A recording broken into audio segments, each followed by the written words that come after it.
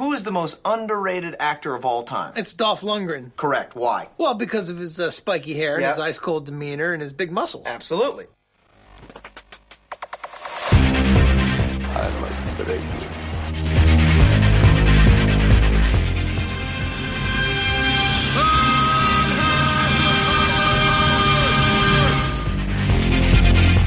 The guilty will be punished. My name is Sergeant Andrew Scott. Come on, guys, don't do this. If I don't get breakfast, I get real grumpy. I don't think you like me grumpy.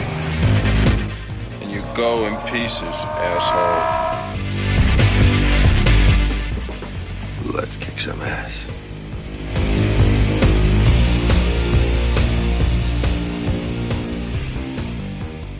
Hello and welcome back to I Must Break, this podcast, the fan podcast looking at the cinematic career of action legend Dolph Lundgren. Today we're going to 2015 and discussing the martial arts action thriller Skin Trade.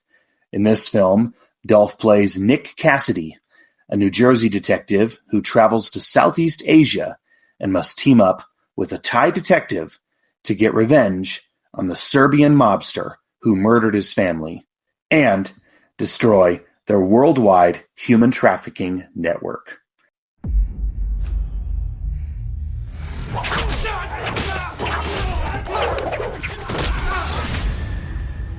Two shipments of girls, a month apart. Found in Los Angeles Harbor. Go. This isn't some random crime. These shipments were highly organized. The girls carefully chosen by a group of very dangerous men. We're gonna make sure that coming to America was the worst decision Viktor Dragovich ever made.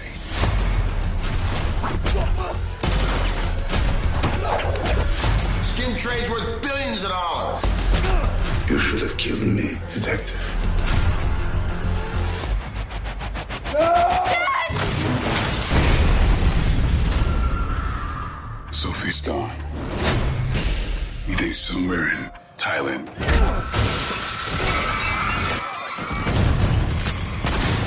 Whatever it takes, I'm gonna find my daughter.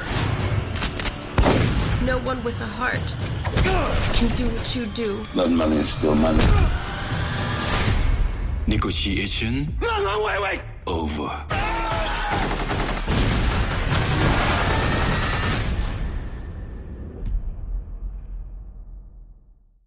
I'm your host, Sean, and returning to the show to help discuss this one is major fan of martial arts cinema, Ben Johnson, host of the Kung Fu Movie Guide.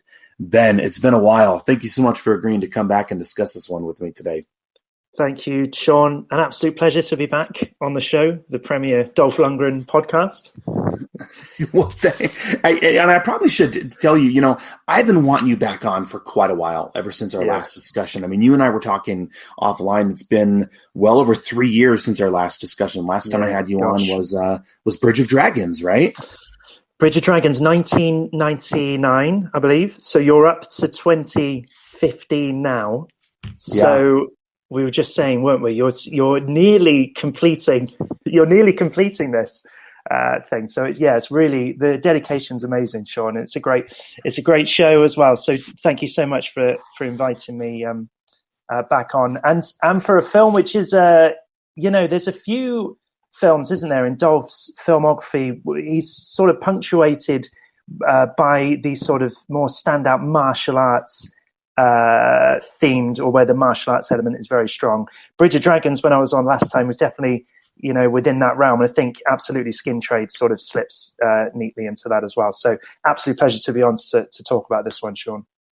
Well, yeah, I mean, it's interesting because when I wanted you back on, I was looking at his films, and I kind of handpicked this one for you, okay? Because I figured this would be the best fit for you to come back, seeing as how, like we talked about with Bridge of Dragons. Bridge of Dragons was pretty heavily steeped in the world of martial arts. So I was looking at his upcoming films, and I was thinking, well, what is another film of his that is very martial arts heavy? And so I picked out this one. Okay. I thought this would be a good fit because Dolph teams up with martial arts sensation Tony Jaa, who is amazing. Only I got to let the listeners know, I'd be curious to hear your thoughts. interestingly, when I first approached you, this was a film that you were not particularly fond of. So I do appreciate your willingness to come on for this one. I'm curious. Yeah. Tell me about your first time watching this one, and on your repeated viewing, did you see it in a new light, or was it about the same? Because I'll admit right now, the film does have some slight issues. However, for the most part, I still like it. Yeah.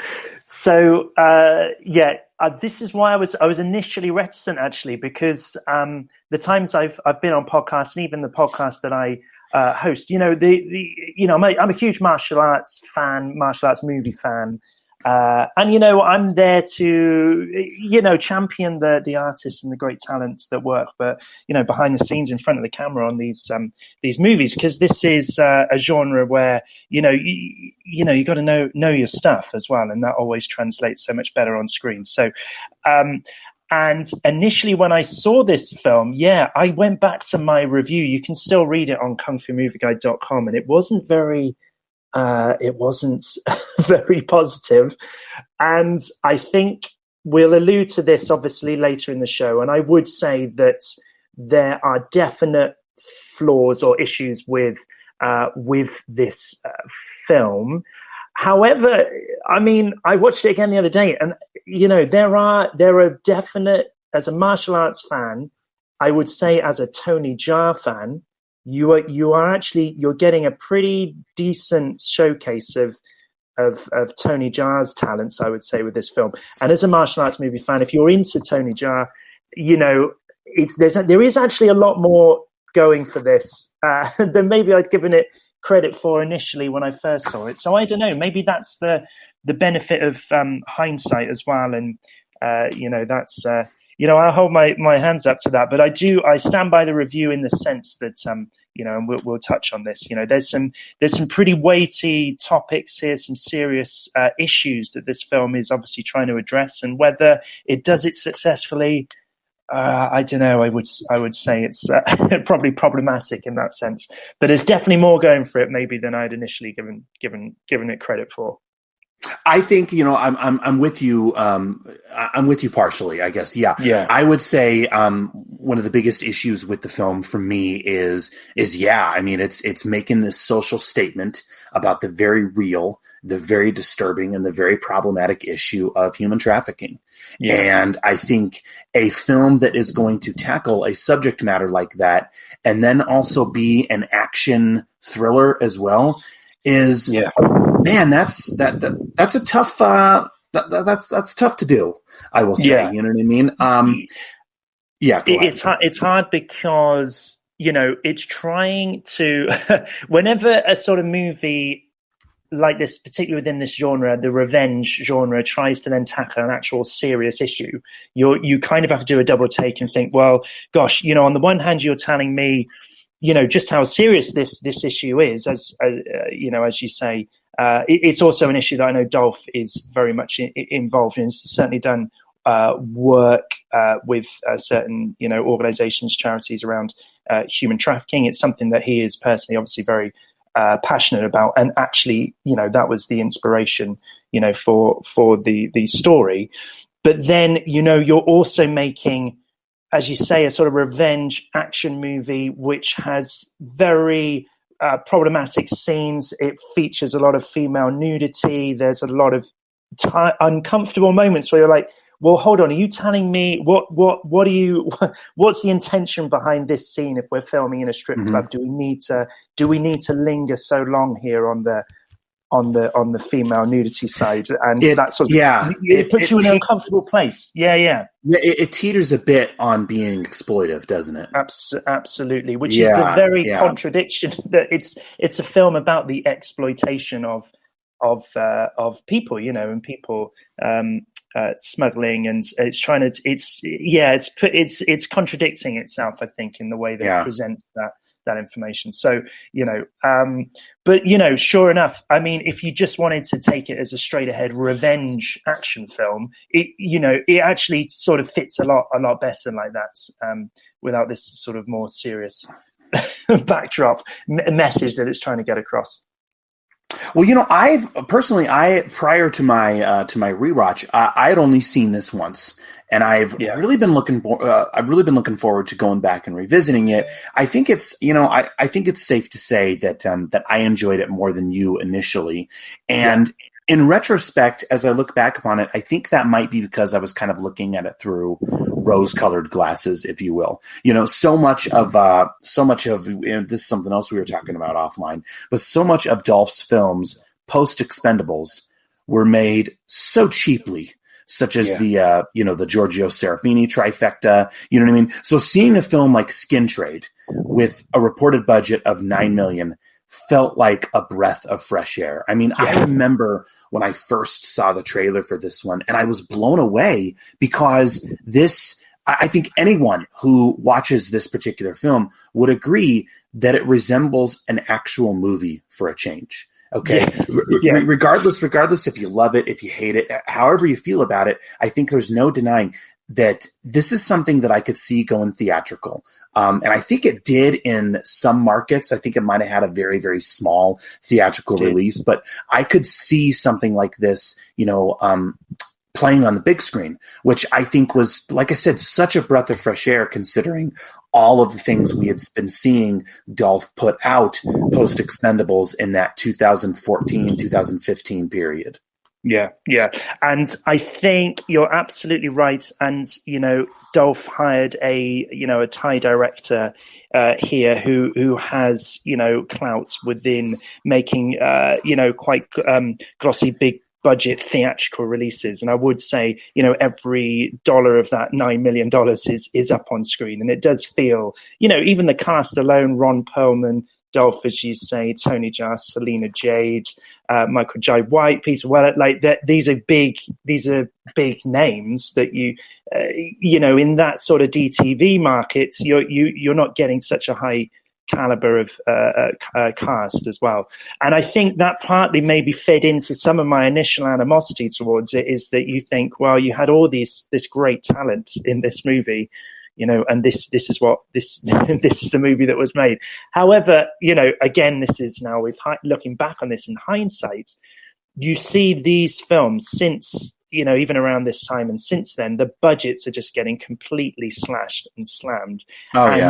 You wouldn't get a movie like, 9 mil, what they do in 9 mil here is a 50-day shoot by all accounts, and you're getting genuine locations. I mean, my gosh, I think they're in Vancouver. It's doubling for New York, maybe. I'm not too sure. But they are actually out in Thailand for a start. You're getting a lot of that, local color. You're getting good actual location shots there. So, it's definitely an accomplished movie. It moves quickly, doesn't it? I don't know if you found that, Sean. It's jumping around quite a lot and it crams a lot in.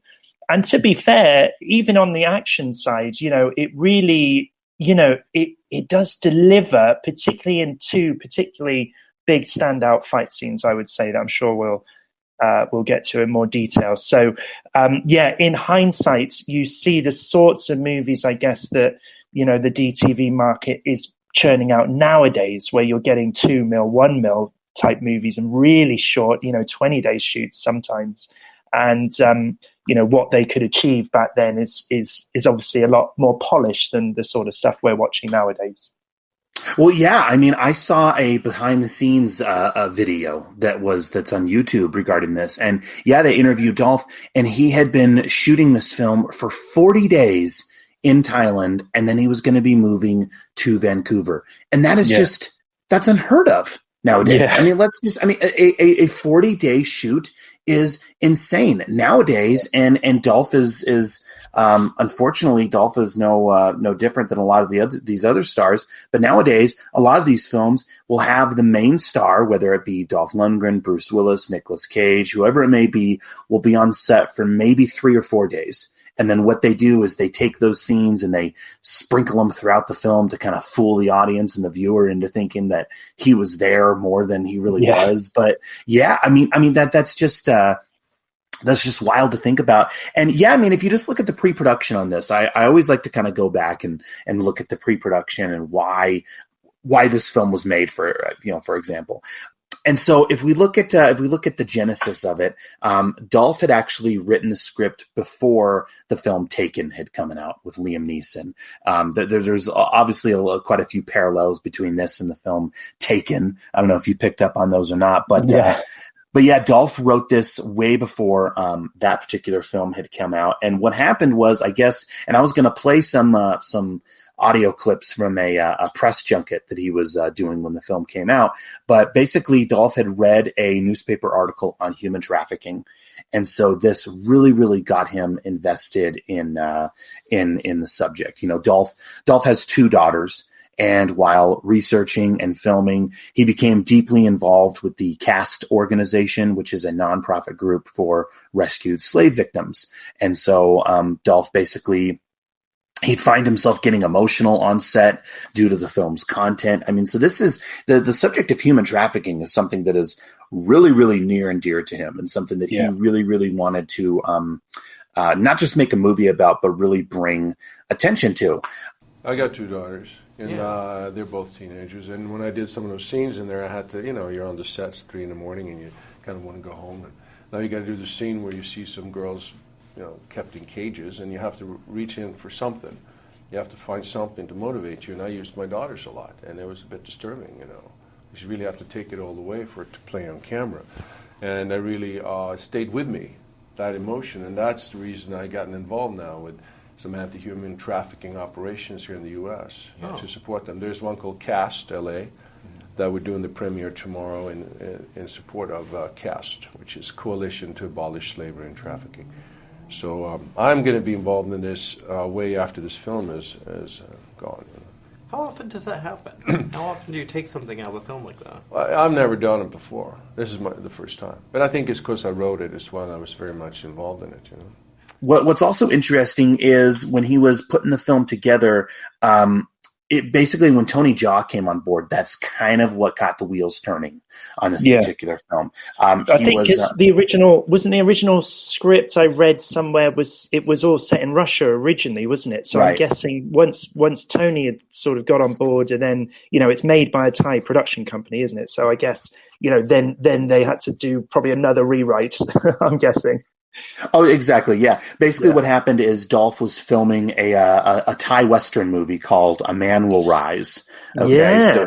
So he's doing this movie with Tony Jaa. And so that, how these things happen in Hollywood, it's kind of like you scratch my back, I'll scratch yours. So he's doing this movie called A Man Will Rise in Thailand with Tony Jaa. And that's kind of what greased the wheels and got things moving on Skin Trade. Because, with these films nowadays, it's interesting. We see this, it really kind of started in about 2013. But, Dolph, he's still a name that can be marketed to audiences.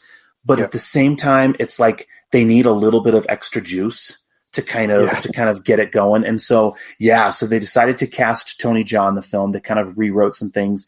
Interestingly, and I was going to play a clip here in a minute for this as well. Interestingly, that Thai Western that they had been making called A Man Will Rise was left unfinished. And it's a film that sadly we'll never see. I don't know if you've seen any behind the scenes photos of it, but it looks like a wild movie.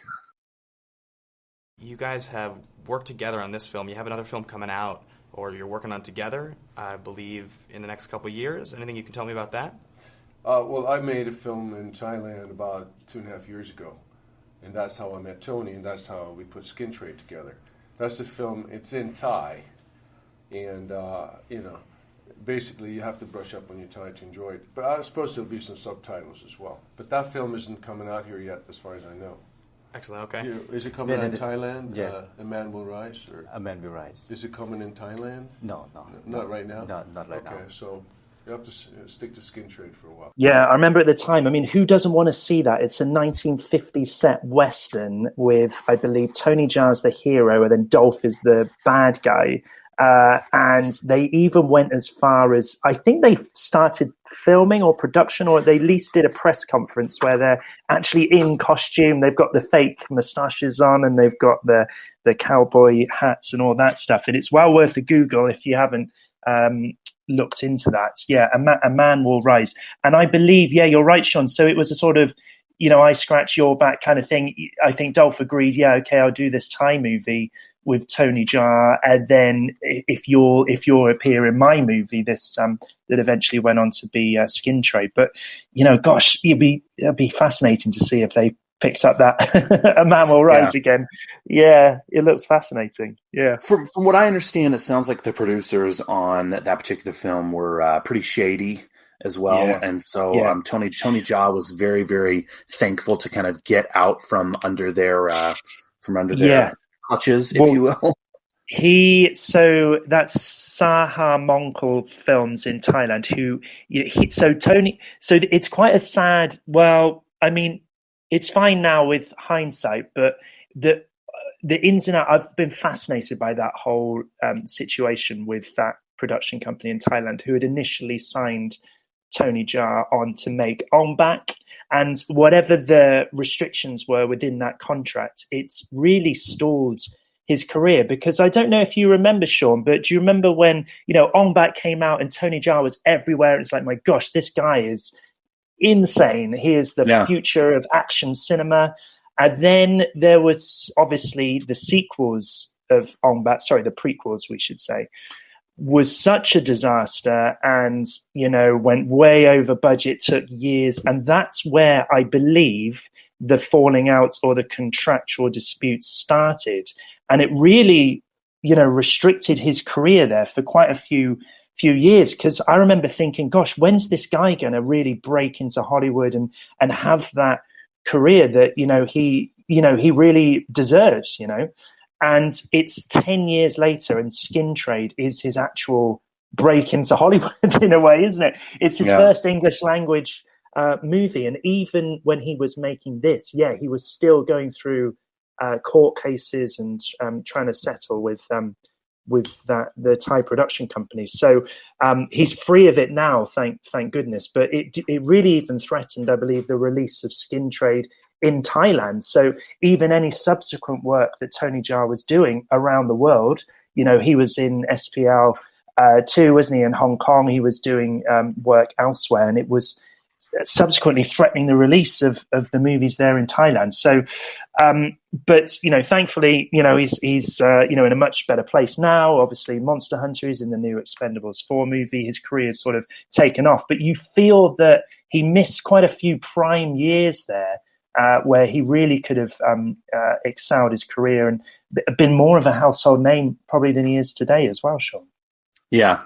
Did you see Triple Threat? Can I ask you about that? Yeah. I'm a big fan of that film.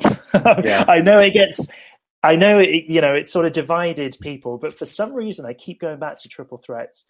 It's on Netflix here in the UK, and I've watched it quite a few times. I think Jesse did a great job getting all those guys together, giving all of them equal weighting as well. And the fight between Tony and Scott Adkins at the end of that film is fantastic. Oh, it's awesome. It's just a great fun time. Hey, and I was going to say, actually, as a showcase for Tony Jaa's talents, and he's in his mid-40s now-ish, I think, and he's still kicking ass. I can't wait for Expendables 4. But I would say Triple Threat and Skin Trade actually is a really good showcase for his talents. Even though I know I was reading quite a bit of the reviews of this movie as well, and some people were quite critical of his performance in the film, which I see it. I thought that's quite unfair. I think he kind of kicks ass in this movie, Skin Trade, quite a lot. So, but yeah, to answer your question, Triple Threat, I really enjoy that movie. I think it's great. Well, and you already mentioned it, but I want to reiterate it again. This film has an amazing cast. I mean, this is just an absolutely amazing cast. So if you just run down the list, we have Dolph Lundgren, obviously, Tony Jaa, Michael Jai White, Ron Perlman, Peter Weller, and Cary Tagawa making this the third film that he and Dolph have done together. I think fanboys all over have to just love the fact that you have He-Man, RoboCop, Hellboy, and Spawn not only in the same film, but in a few scenes in the same shot. I mean, and that right there is pretty cool. The other thing that I think is pretty amazing, can we just say, Ron Perlman's hair has to be one of the mysterious wonders of the world. It is amazing. Yeah. It's a pretty decent cast for a film like this, isn't it? And I guess, well, I don't know, is that the clout that Dolph has over that market as a producer as well, and I guess if it's a passion project of his that he's wanted to get off the ground, as you say, for like 7 years, this was 7 years in the making, he's not going to scrimp on the, getting the good people in, is he, I guess, and getting good performances. What I would say as well, I think as Dolph as a producer, because I believe he was rumored to direct this film as well, but instead wanted to focus more on the producing side. He's such a generous. I mean, I'm a big Dolph Lundgren fan, obviously, but I love how generous he is, even as a director, but also here as a producer as well, in affording and spending time, particularly for Tony Jaa and those fight scenes, to actually deliver for the fans. He's very conscious of the fact that he's making a martial arts film here. He's got Tony Jaa. Tony Jaa can do all this amazing kicks, and he's just incredible to watch. He's in it. He knows Michael Jai White's in it as well, and he allocates enough time to really choreograph decent fight sequences there, which that's really going to sell the movie. And it's so generous as a producer because Dolph is starring in the film as well. He could easily have just made Tony Jaa the side cop, or limited his role in the movie and just put himself forward. But we saw it again recently in Castle Falls. He did the same thing with Scott. He's got Scott Adkins in his movie. Dolph is more than happy to play second fiddle and actually promote the stars of his movie. So I thought that was really impressive as well, actually, Sean, just how generous he is, as a producer. Yeah. Well, if we just dive right into the film and deconstruct the plot. So Lundgren plays Nick Cassidy, who's this New Jersey detective who's hot on the case of a Serbian mobster named Viktor Dragovic. When the film first opens, it's interesting.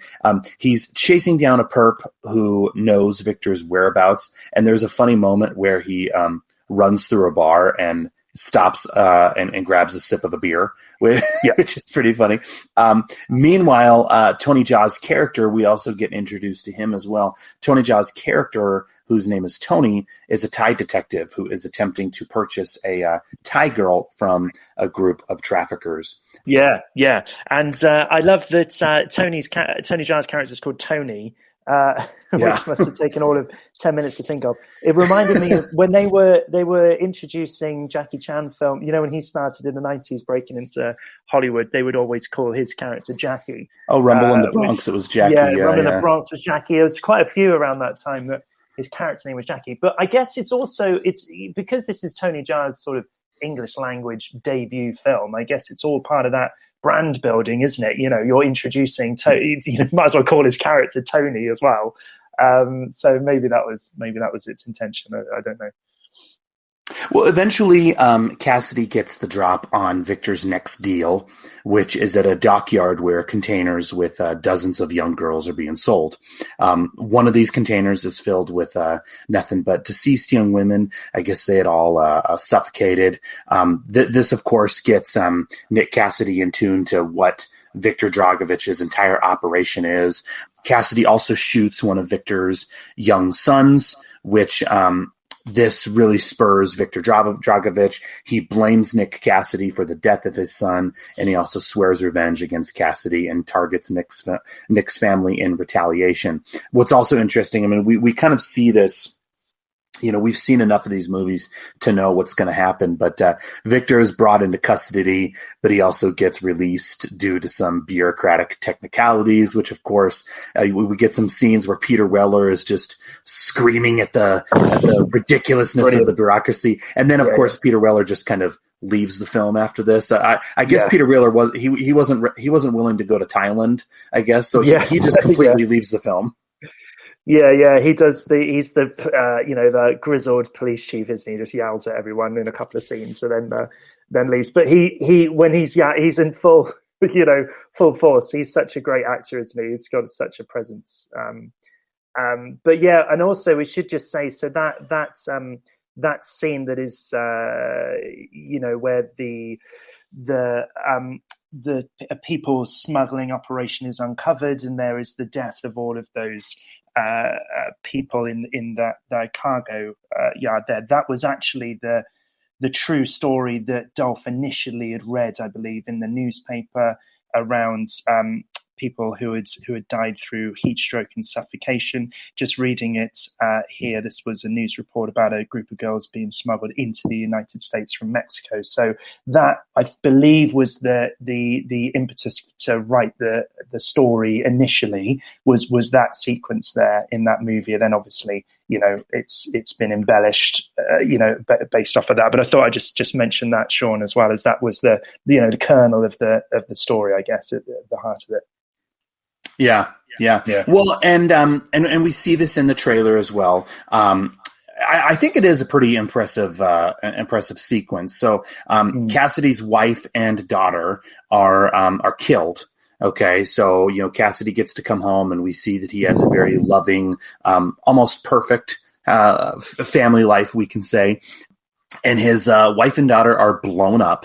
Okay, in retaliation for this by Viktor Dragovich's men. They basically fire a rocket launcher into his home. Again, maybe it's those rose-colored glasses that I was watching this through, but I've watched so much cheap stuff, Ben, around this period, especially within the past few episodes, that I have to say this sequence. Let's just say it's also disturbing as well. But I mean, it all looks great. I mean, it's filmed practically. The fire and the explosions, for the most part, are real. And so this scene, I think, is very, very well done. You did bring up an interesting point in your review, though, that I want to go to, that I think is funny to note. Okay, I do find it interesting. I agree with you completely how the film does not waste any time. It does take the time to show Cassidy's wife. She gets to show off some sexy underwear before being murdered. I mean, you could say it's a bit of a trope of these action films, but it's one of those things that's like, wow, for a 90-minute film, that was necessary, apparently. Okay. Yeah. yeah. It reminds you actually of the trope back in the Roger Corman years, of how they would, it was female nudity, or was sort of written into the formula of a lot of the sort of straight to video action films, particularly, anyone who grew up watching Don the Dragon Wilson films, you'll know it sort of flashes back to that, and you think, gosh, come on, guys, we're in 2015 here. Like, I thought we've sort of slightly moved on from this. So there are a few moments like that where, just as a viewer, I was thinking, gosh, this feels somewhat dated. But as you're correct to say that the actual, the impact and of that sequence of the explosion, and then obviously, the wife, the death sequence there was definitely, it didn't feel cheap, did it really? So, it definitely felt very genuine. So yeah, absolutely. And so Peter Reller's character, this is Captain Costello, I think is his name. So Captain Costello and Michael Jai White's character, Reed, who is this FBI agent, they visit Cassidy in the hospital. They give him the unfortunate news that Dragovich fled the U.S. after being bailed out of jail. And so what happens is, after they leave, Cassidy, he takes an opiate drug, gets some clothing, and just leaves the hospital completely unnoticed. I think that's pretty interesting. Yeah. He just leaves completely unnoticed. He gets some weapons, and he goes to a restaurant where Dragovich's attorney is there. I looking at it through those rose-colored glasses, Ben, I'm going to keep saying that, but I absolutely love this scene. I mean, narratively, we can just say it right now. Narratively, it is kind of humorous, considering that Nick just does not give a shit, and he has zero issues killing high-powered attorneys in broad daylight, especially blowing up a building. He just blows up the building. is amazing. But I will say, I love the way that Dolph is playing this scene. I mean, it is absolutely awesome. He is strutting around blasting this weapon with one hand. His character at this point in the film also has this wicked scar running down the side of one side of his face. It is really cool. And I will say, kind of going back to what I said earlier, I think Dolph here is playing, because he's so invested. He's so invested in the topic that is at hand. I think he does a wonderful job playing this role. He's a tortured soul who has absolutely nothing to lose. And I honestly think, considering that Lundgren also has two daughters of his own, I wonder if in filming these scenes, he's almost pulling from a personal place. And not just this scene, but actually other moments in the film as well. But I think it's very much on display here, where Dolph is like, okay, if this was his daughter who was in this situation, oh hell no, he would be doing the same thing. Yeah, absolutely. And I think it's exactly right. And I went back and watched a few interviews with Dolph, and I think he said similarly. Those were sort of tough scenes for him to do as well. But yeah, he's clearly, with young teenage daughters himself, and then, this very tough subject matter, what would you do in that situation? If the culprit's just been, let off the loose, and, where's the justice in all of this? And, he just goes full on crazy. And the scar on his face obviously sort of puts him on edge. He's wearing a hoodie, isn't he? And he's all sort of mysterious, and he's stomping around with his shotgun. It's good. It's good to see Dolph just sort of, go a little crazy.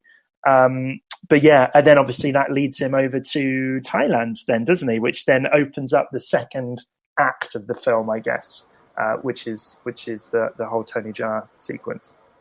Yeah, and this is something else that you touched on earlier, Ben, that I actually included in my notes as well, is how the film moves so fast and does not skip a beat. Again, if you look at this narratively, the last time we see Dolph's character Cassidy is when he's in that restaurant shotgunning everyone. And then the next scene, he's already in the airport in Thailand running from authorities. The film does not want to take the time showing him boarding the plane in the U.S. and going to Thailand, or getting the money together to go to Thailand, or anything like that. Nope, the next time we see him, he's already in the airport in Thailand, and he's running from Reed, the FBI agent, and everyone who's after him. I kind of wonder if maybe there could have been, if maybe something was cut, or maybe if they could have had a little bit more connective tissue there. But again, it's really not necessary. This is a 90-minute action film, and they're just gonna speed through and get to the good stuff. Yeah, absolutely. And then should we say? I don't know how much sort of spoilers do you do on this, Sean, to go into Agent Reed and Mike's character. Obviously, when he gets to Thailand, the FBI agents may not be quite as trusting as we had initially thought. Is that okay to say? Oh, that's definitely okay to say. And something else that I just want to go back to. I'm trying to think back upon it, but what's also interesting to note is how, and if my math is correct, I imagine some listeners are going to say, no, Sean, this was done another time. But I want to say at this point, this film is now the third time in Dolph's career where he's played the husband who's off to get revenge for his murdered family. We have the Punisher, we have the mechanic or the Russian specialist, now this one, and then later on in 2018, he played with this trope once again in the film The Tracker. So I guess we can say this is something that Dolph knows. This is a character that he knows how to play, and I guess we can say that he enjoys playing it. Yeah. I think obviously, Sean, I bow to your sort of knowledge on this with the wider sort of Dolph filmography, but that's also partly why you kind of think, well, if you're trying to make a film that is trying to make a serious statement here, why fall back and rely so much on a real sort of tried and tested, revenge formula? Like it seems like it wants to be more serious than it actually is in many ways. So but that is a it's a trope of the genre. It's clearly a storyline that works within the genre. So it's no. You can sort of know where this film's going within the first 10, 15 minutes or so. There's no major surprises in that sense. Is there? That's fair to say. Do you think, Sean? Oh yeah, most definitely, most definitely. Yeah. And I mean, and we can just go along with what you just said. I mean, that was an awesome segue. So the character of Reed, so this is Michael Jai White's FBI agent character. We find out that he's actually working for Dragovich. He's been bribed by Dragovich. He kills one of the Thai cops and then blames Cassidy for the murder. I don't know about you, but I felt, again, this is, it's fairly telegraphed. I think I knew going in the first time viewing this that Michael Jai White was going to be dirty. The film wasn't going to put, we'll just say this, the film wasn't going to cast Michael Jai White, who is an amazing martial artist in the film, and not let him display those abilities as well. To be honest, I was kind of surprised that, I already mentioned it, but Peter Weller leaves the film. The first time I saw this, I was certain that Peter Weller was going to be dirty as well, but no, they just like I said, after about 15, 20 minutes, he just leaves the film. Yeah. I think, and it may have been because obviously, Mike's there in Thailand with them. Maybe they only had Peter Weller just for a very short period of time. But I was surprised. I remember initially thinking, because I'm a huge Michael Jai White fan, and I remember when this came out thinking that he was sort of given short shrift, but I don't really know why I thought that, because now watching it back, you do see he does a few sort of kicks at the start in the initial raid, but then once he's revealed to be, in league with the baddies, he starts sort of kicking ass as well. And I mean, we'll come on to it, I'm sure, but if you're a Michael Jai White fan, yes, there are better sort of martial arts films in which he's the star of, obviously Undisputed 2, obviously Blood and Bone. They would be the two that you should reach for immediately. But I would say he's got a decent supporting role here. Would you agree with that, Sean? Oh yeah. I mean, and this is a slight criticism, I guess we could say, and it's not a huge deal, but I will say, I don't know if you picked up on it on your recent viewing or not, but I will say some of the dialogue I think is a little problematic. I mean, for one, they have Tony Jaa speaking to his girlfriend in English, yet they're supposed to be in Thailand, and I'm watching this and I'm wondering, like, why couldn't they have just had them speaking Thai? I think that would have felt much more natural. And there's also some moments with the dialogue that it almost feels a little elementary at times. I mean, there's one scene where Viktor Dragovich he's speaking to his sons and he's directing them to which sectors each of his sons is to take over. And he's saying lines literally, Ben, like, Goran, you take over Eastern Europe. Andre, you take Southeast Asia. And it's kind of like, I wonder, like, first of all, I don't know, nor do I want to be friends with anyone who is involved in the mob or any of these, dirty dealings they're doing. But I'm just wondering, would a conversation like that really occur if this was going to be in real life? And so those were two elements that I kind of had to roll my eyes at a bit. Yeah, and we should say, I mean, it's based on a script initially by Dolph Lundgren, but there are 3 credited writers for this film. And did you read that John Hyams was apparently uncredited doing sort of script supervisor? Did you read that as well? So I did. Read that. Yeah. John Hyams, amazing. Is super interesting. Yeah. So 4 people to write this film.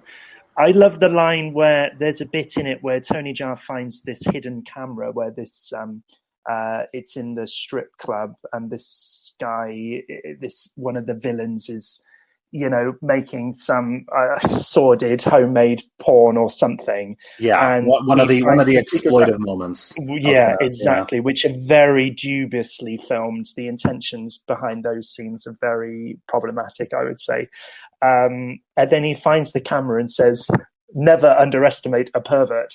I just thought that was really funny. It just made me laugh.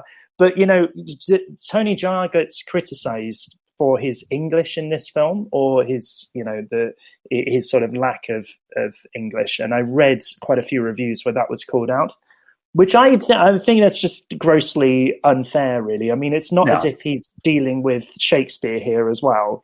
And I think, for a leading role, for Tony Jaa. I think he's great in this. He's got that intensity, but he's got real. He's really convincing, I would say, in that lead role. He doesn't necessarily need to say too much as well.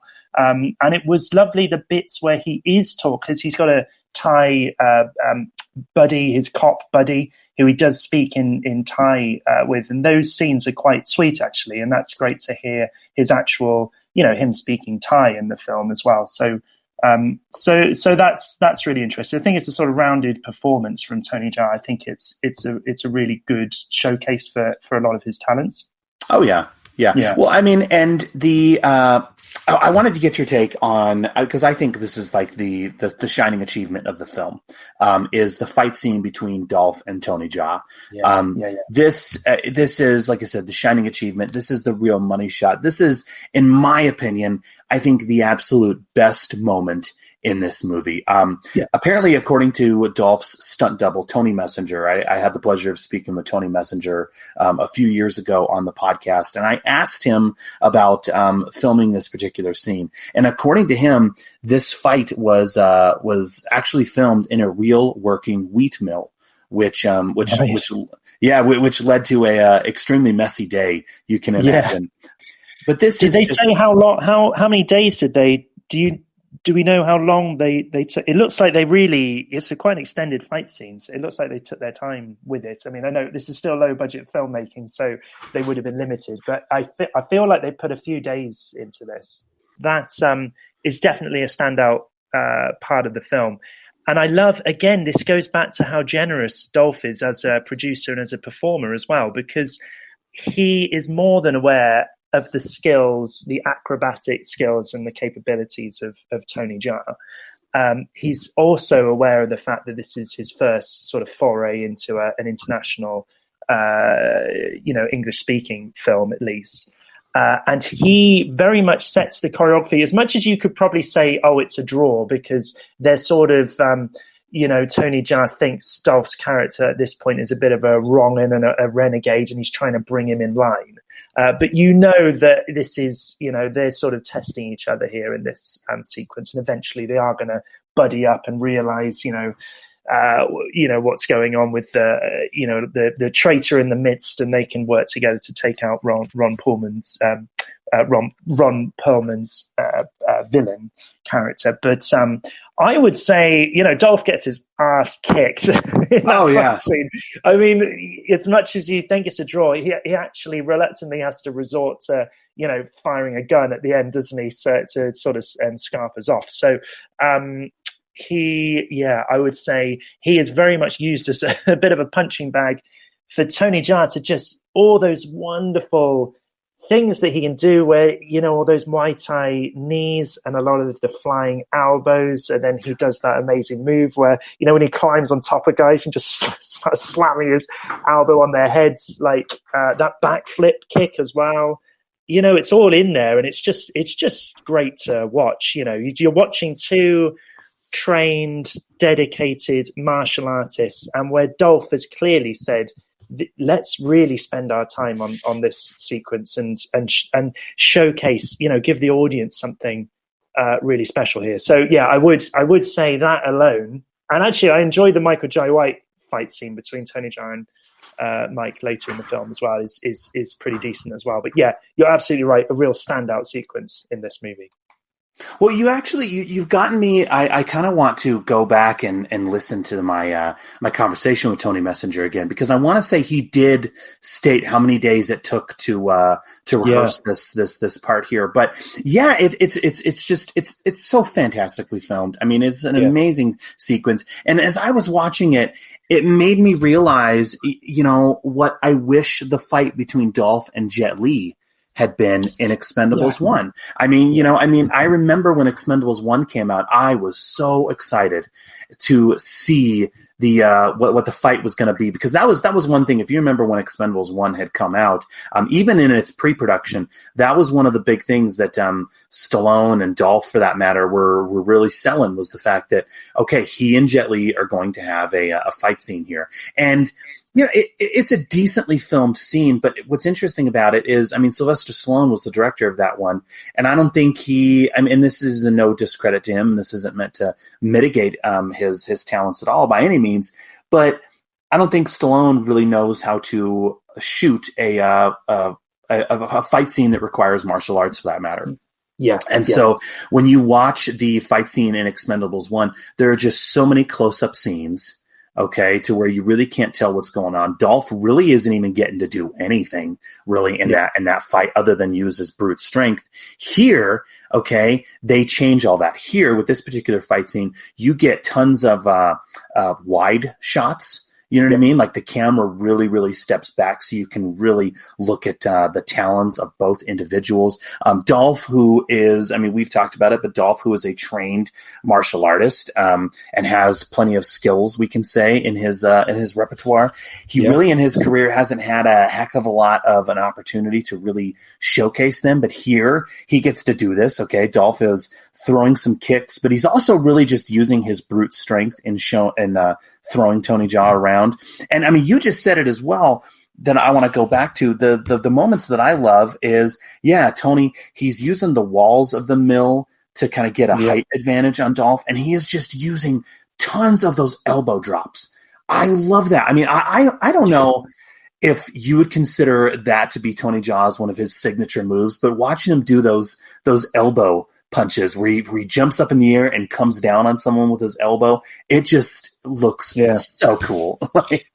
Just the best. I don't know. I mean, I remember seeing On Bat for the first time and just seeing the sort of, I guess, the brutality of it in many ways. But like, I'd never seen, such punishing sort of fight sequences before. And yes, I think obviously that was designed as a way of showing off the amazing skills that Tony Jaa has, but they are certainly signature moves that he could do definitely back then.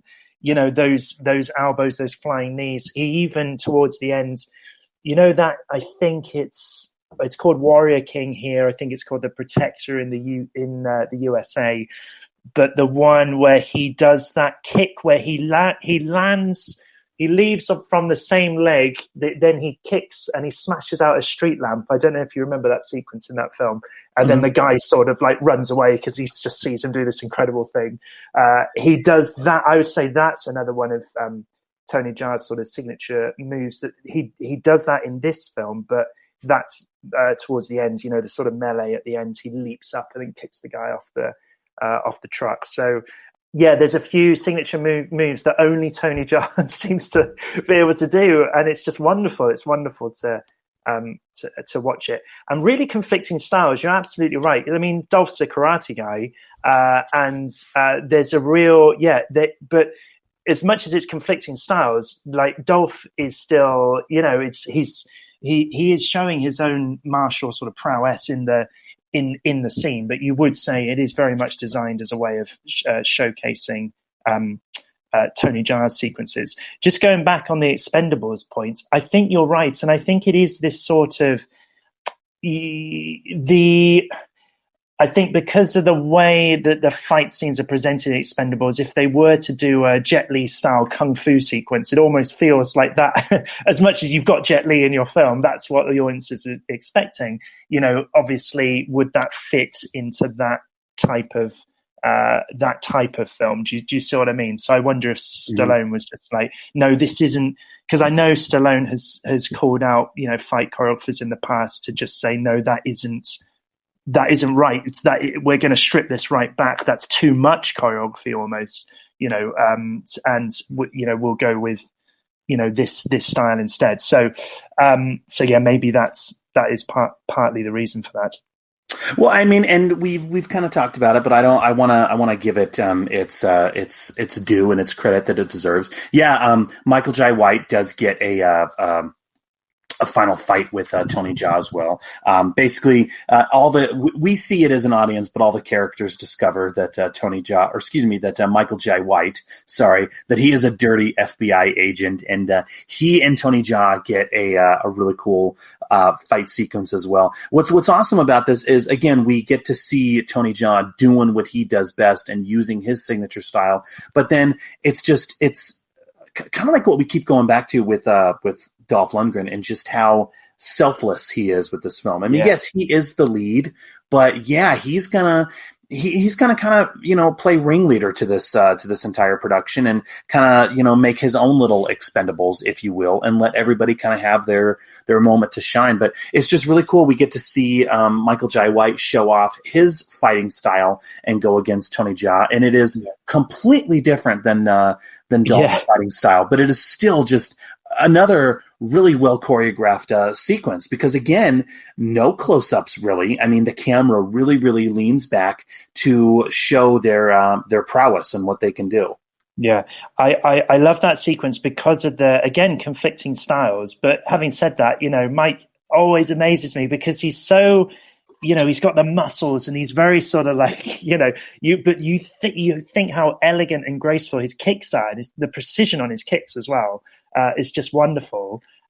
So he's doing all this amazing kicks as well as having that sort of brute strength. There's a wonderful bit where Tony Jaa does one of his kicks and he just sort of pushes his stomach against and just sort of, as if like, it has no impact on him whatsoever, just in defending himself.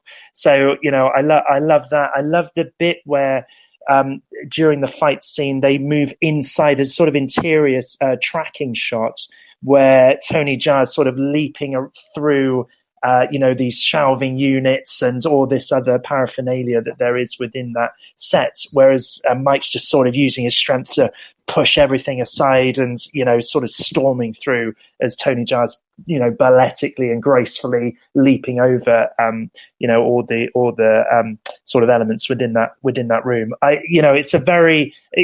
It's another good standout moment. And I would imagine, Michael Jai White being, a trained, dedicated martial artist that he is, he probably signed on to do this film purely to do that fight scene. I would imagine. Oh, yeah. I think he probably thought, yes, I get to go to Thailand to make a film with Tony Jaa, then yeah, absolutely, I will do that. And as a footnote, we should say there's a Never Back Down film. I don't know if it's the second one or the third one. It escapes me now, Sean. But Tony Jaa has that sort of strange cameo in one of those sequels, which are very, very good films. And I forget which one. It may have been around this time actually. And I'm wondering if they're again similarly, with A Man Will Rise, there may have been like, oh yeah, well I'll be in this movie and play the bad guy, but Tony Jaa, do you have a spare day? Can you be in my movie as well? So I thought I'd just add that as a little footnote. I'd have to Google whether it's the I think it's Never Back Down 2. It could be the third one. I'm not too sure, but Tony Jaa is in one of those.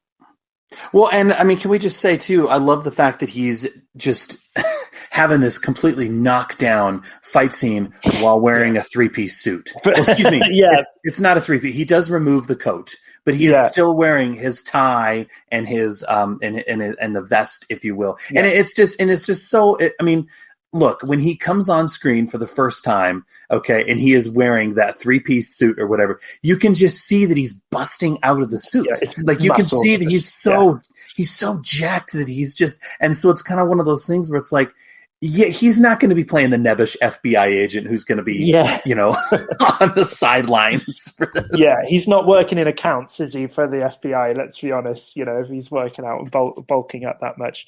But yeah, I would say, and obviously, you're right, he gets to say, in every film where they have to say the title of the film, he does get to say, you really think you're going to stop the skin trade?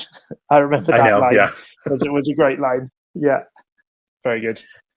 And if we look at the third act of the film, I mean, this is Dolph truly delivering what fans want. I think the third act of this film is really, really cool, which, again, is kind of in stark contrast and juxtaposition with the with the social statement that the film is trying to make that I want to get to here in a minute. But I mean, look, I think the third act of the film is really cool. And again, I think it's delivering, it's Dolph delivering what his fans want. I mean, he's running around in a tank top in the final act, which is kind of cool. He destroys a couple vehicles with a rocket launcher. He then uses a couple AK-47s to eliminate many of the henchmen. He's then able to shoot down a helicopter that Victor was using to try and escape. It is just all so well done. And again, going back to what I said earlier, considering it's a $9 million budget with 40 days to shoot, I mean, it is all on screen. And again, you know, comparing this to some of the previous films that I've sat through and done episodes on, this is all so welcome. This all appears like a real theatrical movie. I mean, it's so well done. Yeah. I mean, this is the thing, because you're seeing all these films in sequence. It would be interesting to see where this compares in the context, the wider context, I guess, of Dolph's filmography. But yeah, I would say also, I mean, I feel like there are some CGI moments in there. I think some of the explosions maybe towards the end were a bit like, is that, did that happen? But I would just say, I think it's very convincingly done, at least. And, you know, that final sequence, we should say, I mean, yes, an exploding helicopter, but can we? I mean, it's the ultimate spoiler. But how does he survive? How did he survive that? Oh yeah, was yeah. It's very dubious, isn't it? It's very interesting.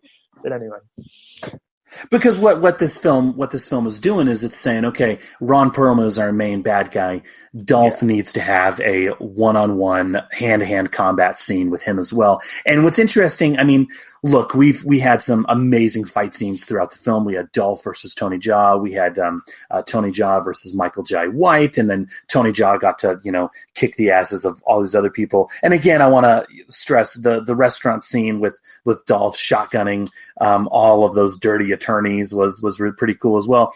But it's interesting, this final fight with between Dolph and Ron Perlman is a little lackluster, because I wonder if at the core of it is it's essentially two pretty old guys, I think we can say. And so they cannot, maybe more so Ron Perlman, I don't know, but they cannot do what the other guys can do. And so the final fight is a little, I don't know, it's a little lackluster. They're more or less just kind of grabbing each other and kind of fighting over the placement of a knife, if you will. Yeah. But Cassidy is able to get the upper hand on him. He is stabbed by Dragovich, but then he's able to take that knife and he plunges it into the chest of Dragovich. And it's interesting. I mean, here we get a really, really big twist that is revealed pretty late in the film, which I want to get your take on. But Dragovich tells Cassidy that his daughter, Sophia, was not actually killed, so spoiler alert, but was instead sold into the human trafficking trade. But, Dragovich he dies, unfortunately, before he's able to give the whereabouts of where his daughter was. But yeah, that's a pretty interesting move to get revealed that late. It is. It's more of an emotional hit than obviously a big sort of punch up, a physical sort of hit at the end there, isn't it? And it's such a dark thing to say. Just he's so unapologetic, isn't he? He's basically saying, yeah, well, you know, we've kidnapped your daughter and you'll never find her. And I think he dies sort of like smiling, doesn't he? It's like It's pretty twisted and horrible.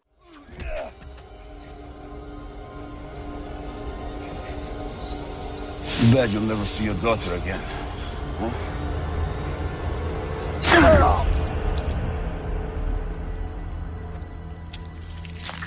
Sophia, right?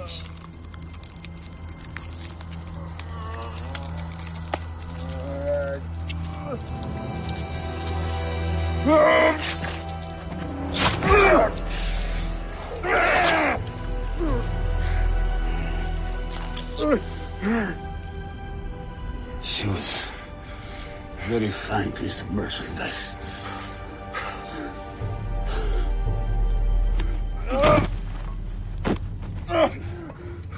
Where is she? Where is she?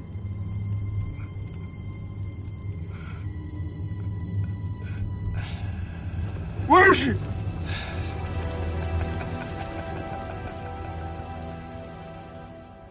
Yeah, and then obviously that then leads into potentially, I mean, I don't know, Sean, was the intention for this film for it to sort of leave that hanging so that there was a skin trade too, and then he goes off to try and find his daughter? I was surprised that they sort of added that element, but I guess the thing is you need to end on some hope, because it's such a bleak subject. It's such a bleak subject, isn't it? If they had gone down, I mean, how else would they have ended it? I guess you need to have some hope, I guess, at the end.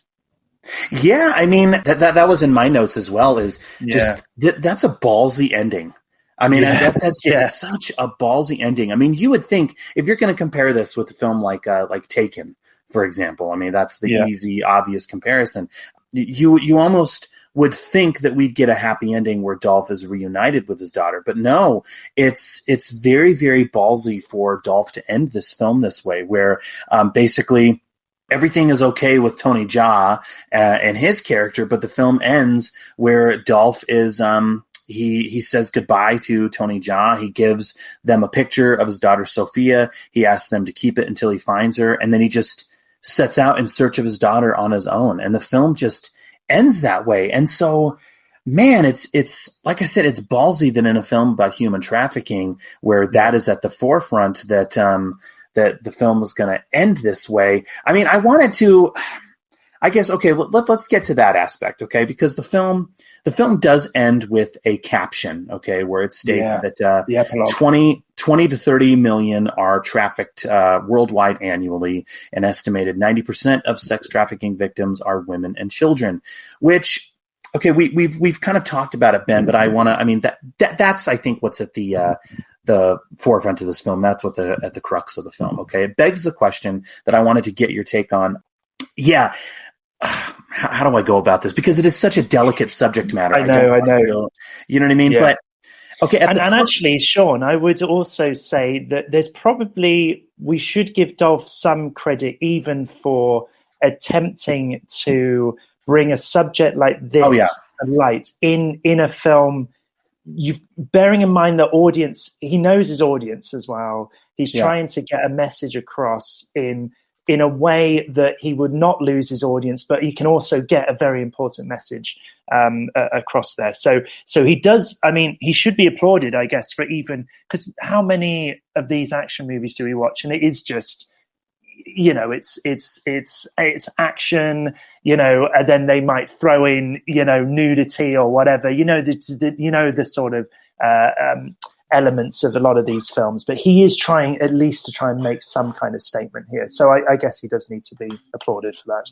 Oh, most definitely. I mean, and for him to take something that he was so heavily invested in, not only make a film about it, but also really make him an activist for this subject matter. I mean, he participated in a documentary on the subject called Stopping Traffic that is available. And so, he's just, this is something that is very near and dear to him. So we got to applaud him for that. But I mean, this isn't the first film, the first action film to kind of dabble in making a social statement. Okay, Dolph Lundgren did this previously back in the late '90s. He did a film called Sweepers, which was tackling the subject of landmines in Africa. And then, of course, Steven Seagal.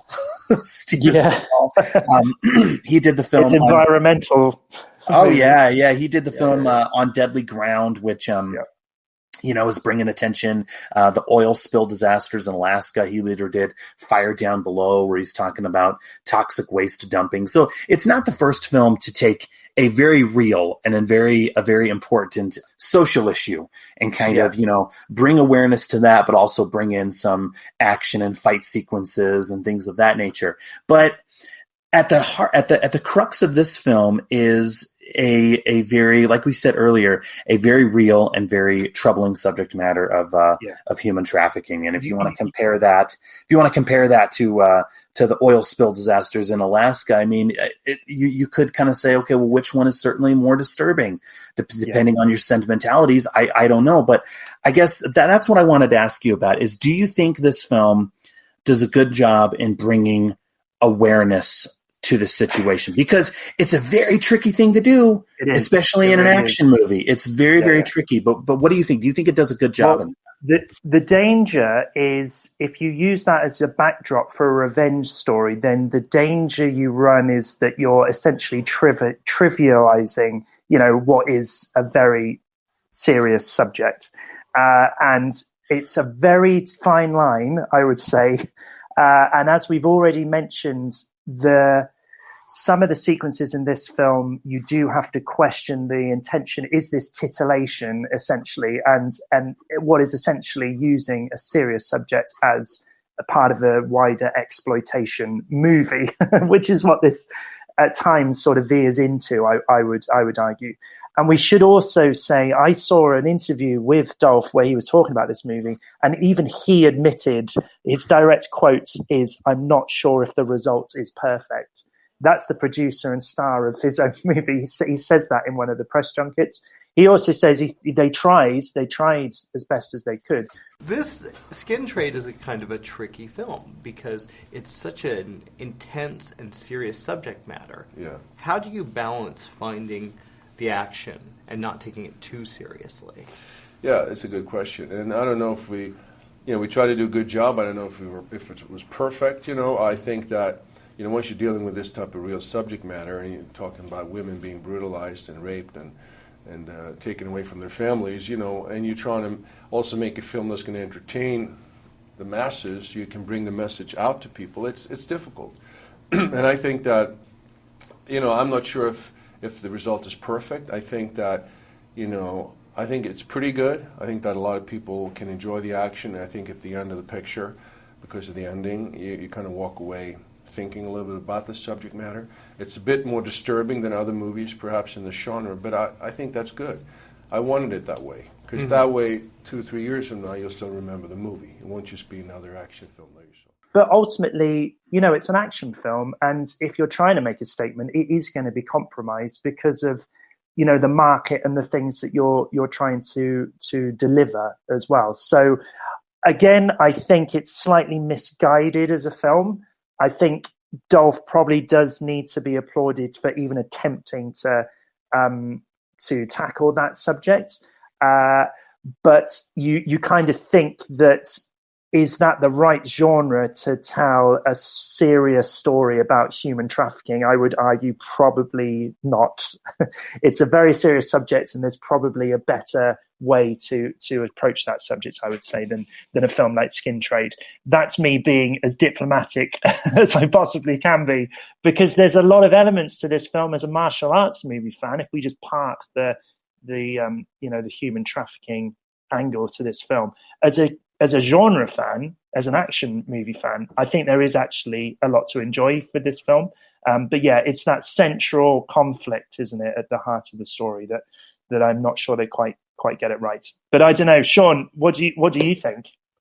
Well, it's interesting because I think, if you want to play devil's advocate, people could be listening to this and they could be thinking, well, wait a minute here.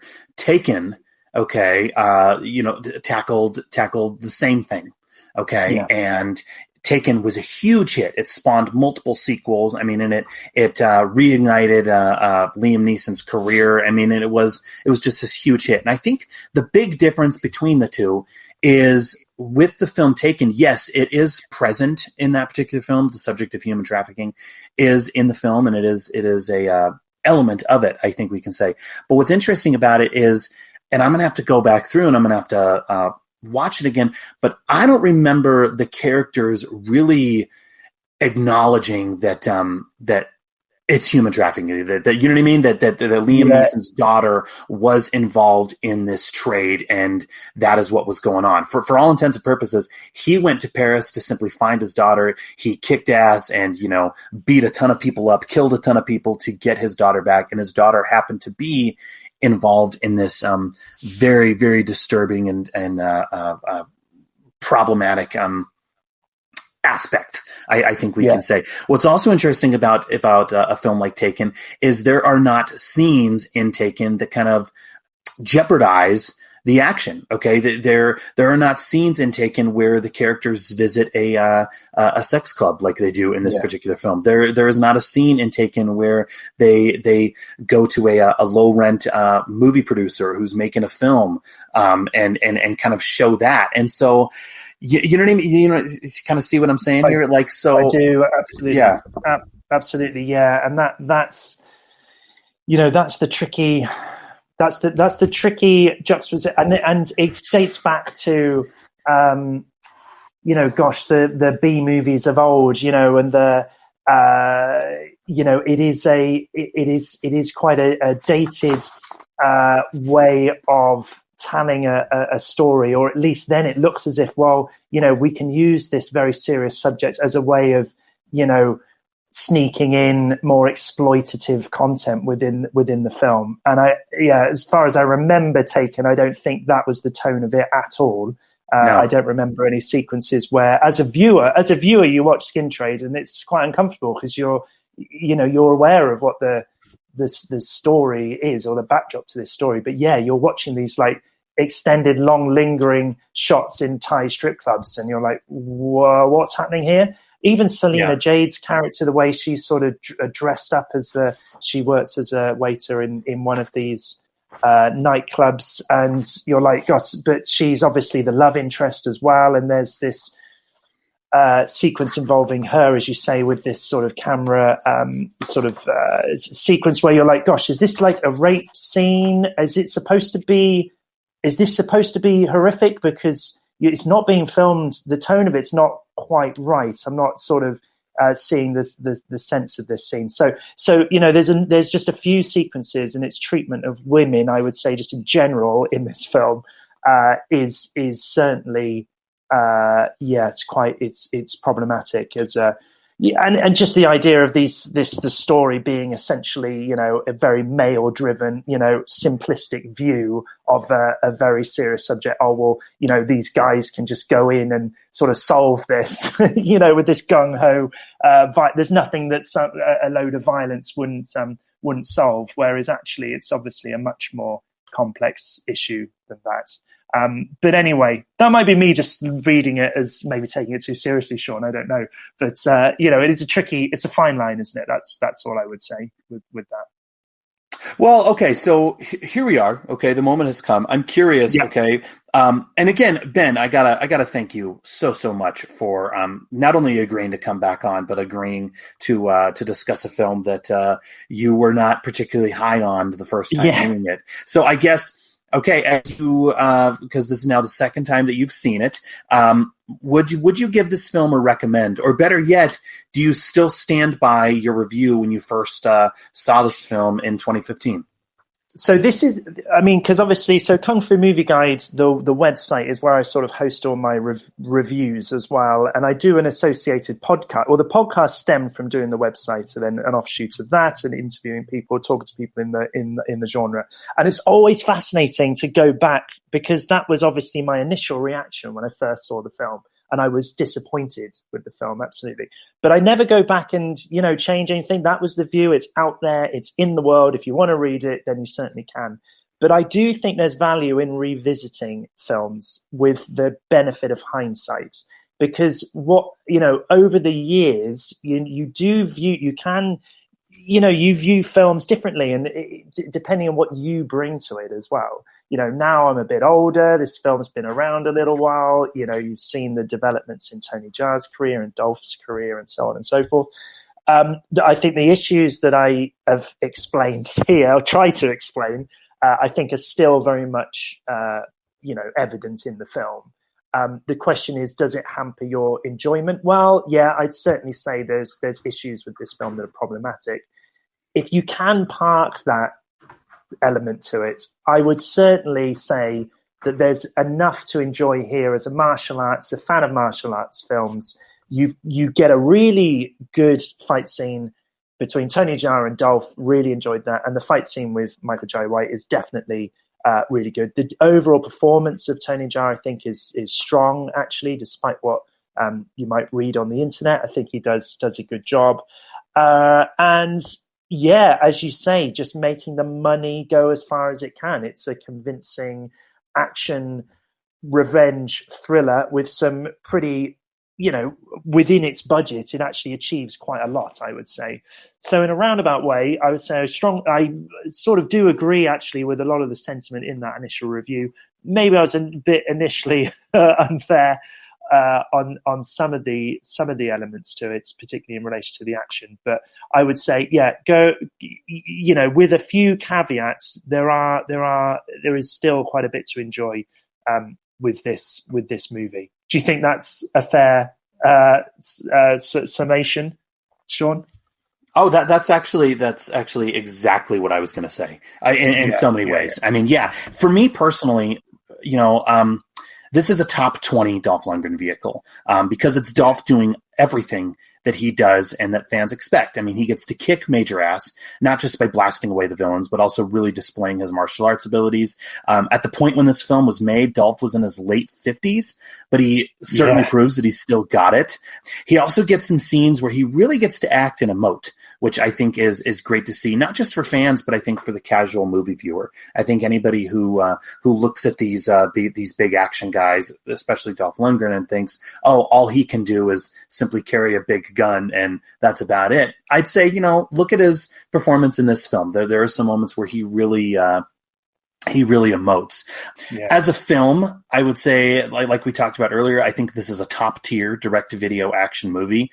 The money is on the screen. I think everyone involved delivers something that doesn't look cheap, like so many of the other films that permeate the direct-to-video market.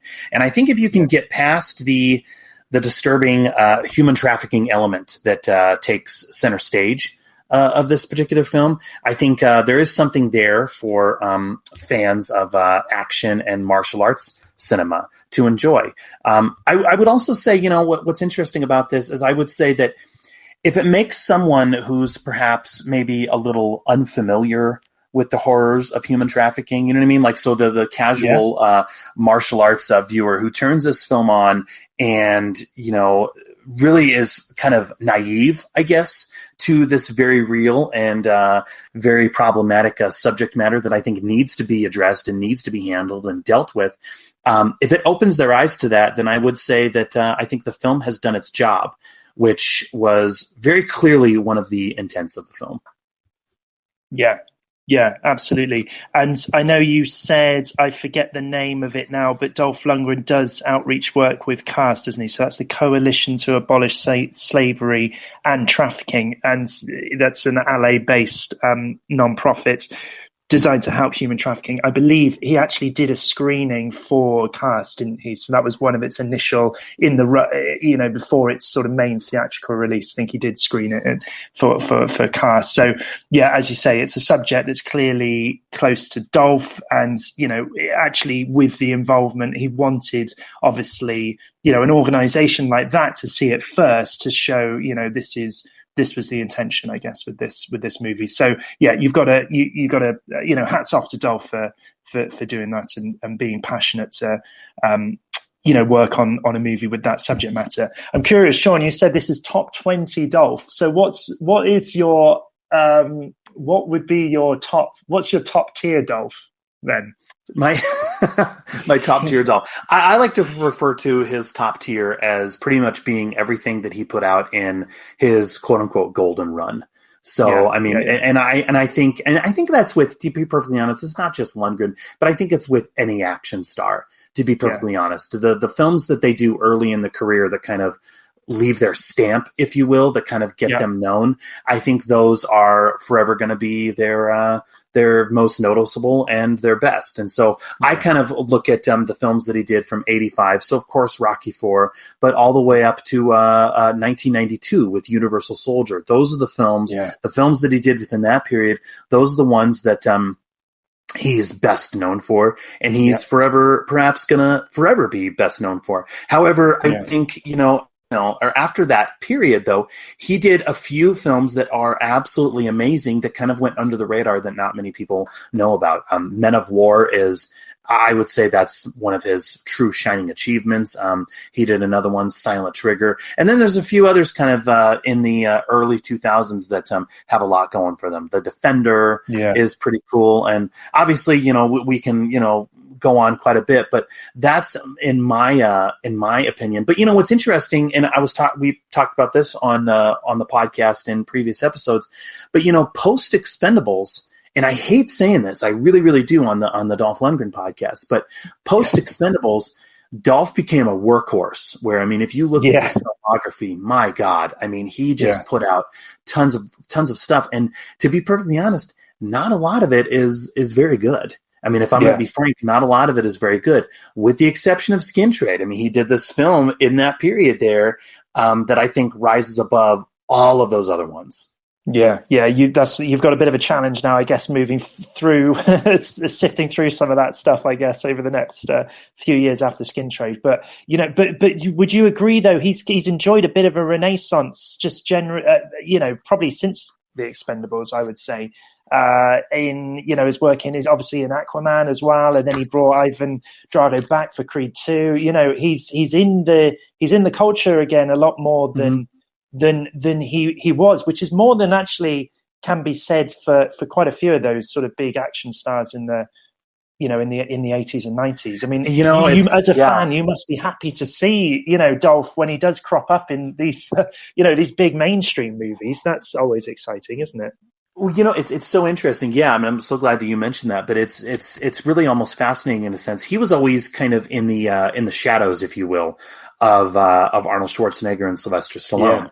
And nowadays, I would argue, especially Arnold Schwarzenegger, I would say in a lot of ways he's almost bigger nowadays than Schwarzenegger is, which is pretty exciting. And also, the other cool thing about it is, I remember being a fan of his as a little kid, and eagerly going to the video store and combing the new releases, hoping for a new Dolph Lundgren film. This is when the internet was in its infancy, and he really didn't do interviews. If you look at him throughout the 90s, late 90s, and early 2000s, pretty much all we ever saw of Dolph was the new film that hit the video store shelves. We rarely saw him do an interview.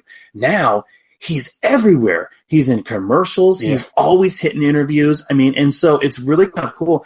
You said it, resurgence. But yeah, he had a little bit of a comeback after Expendables in 2010, but after Creed 2, he's really been striking while the iron's hot. And not all of the films on that CV, I think, are amazing, but the fact that he's still at it is commendable for so many reasons.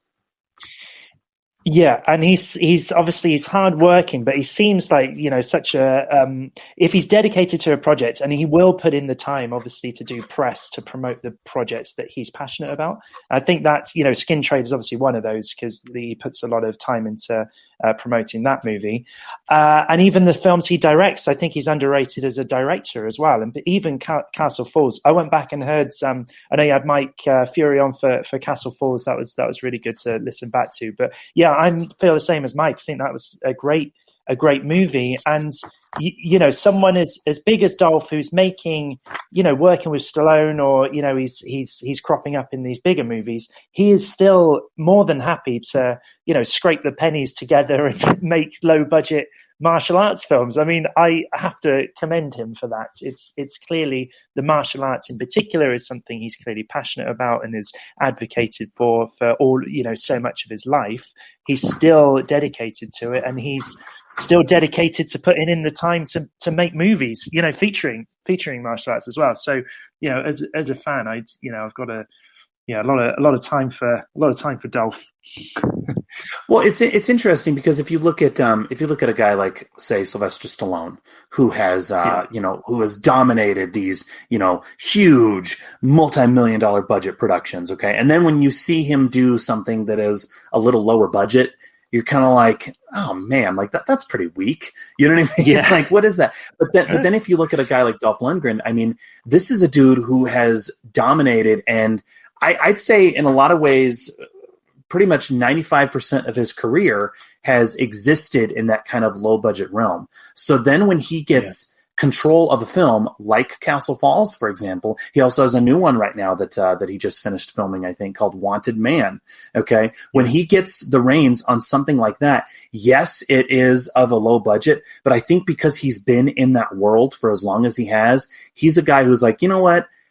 I know how to make this look good. Yeah. You know what I mean? I know that we're, kind of scraping pennies together. But in the end, I know how to, kind of position the camera and, what few dollars we may have. And not saying, I don't want to mitigate these productions by any means, but I think he's a guy who knows, let's put a lot of this toward the action here or toward this shootout sequence. Yeah. Which, he's a smart guy. And, He is. Yeah.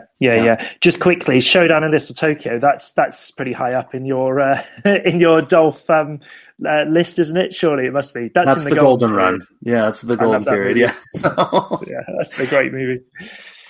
This has been a ton of fun. Again, thank you very, very much.